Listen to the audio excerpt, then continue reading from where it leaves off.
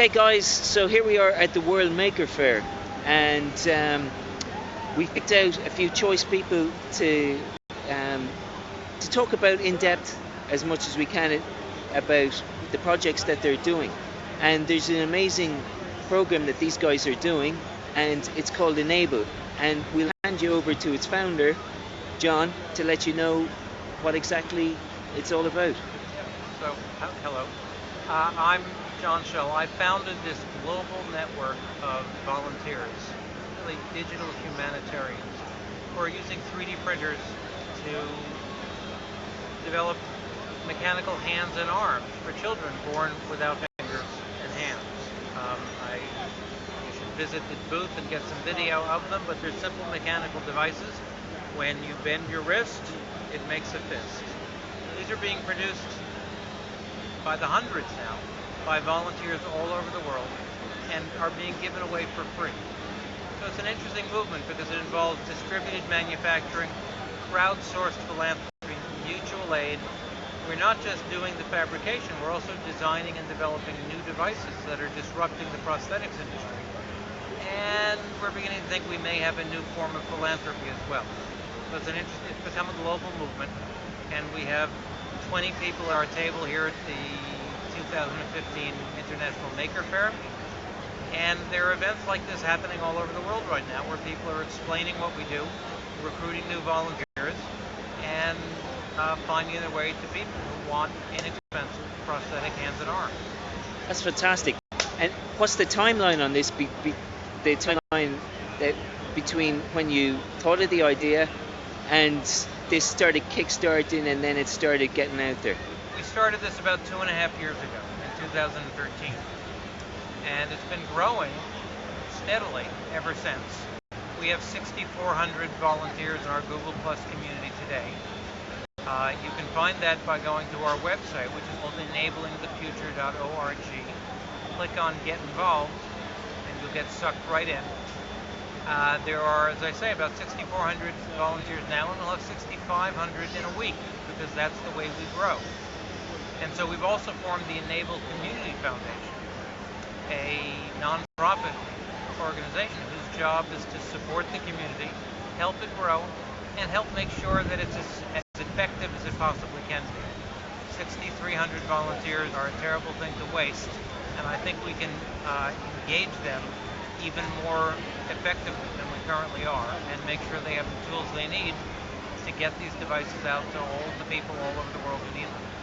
Fantastic. We're going to put the link below for that. And I also want to just take this opportunity.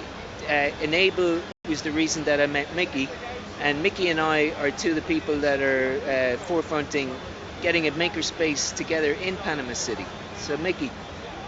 Hi, yes, I'm Mickey Keats, and I'm a volunteer for the Enable organization. When I learned about them, I was teaching 3D printing in Panama to my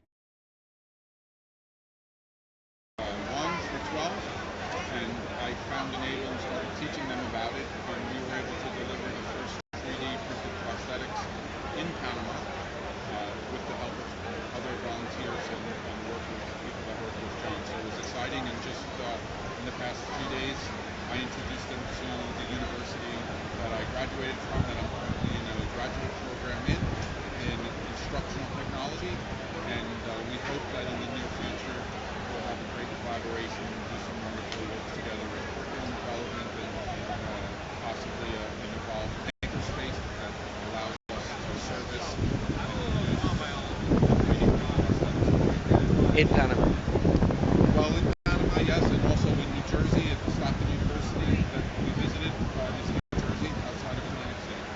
And that was just yesterday, actually, and it was a formidable day, and everyone was very excited. So I'm proud of that, as I am proud of Knightsbridge International School in Panama, where I started out.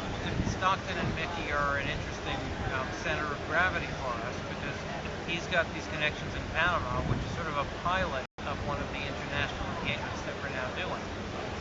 That's the next step for us, is to go beyond the people who found their way to us and begin creating regional centers of activity which can stand on their own using the techniques and the network that we have now worldwide. Panama, Stockton has a relationship with Colombia. We're talking to people in Nepal and India and Pakistan and Syria.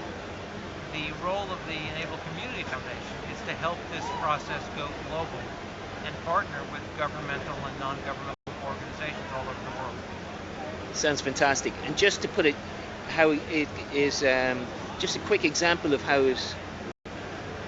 um, it plays out in real life. Tell us, Mickey, about the story that you met a mother whose kids needed an arm, and within 24 hours she had it. Well, the short version is we had two children who were slated that we had prepared hands for.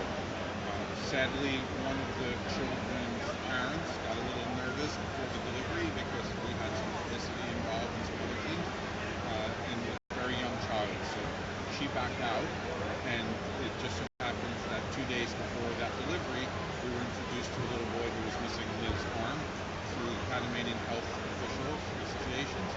And fortunately, because John sent a team, Melina Brown, to us with many pre-made prosthetics, one of those we were able to adapt for that child. So yes, if you prepare correctly, you can make a device very quickly. So in this case, you're exactly right. Less than 48 hours, we were able to meet the recipient and then deliver a functioning hand that actually fitted very well. So it's pretty amazing. That's amazing. Well done, guys. Thank you very much. You're an inspiration to us all.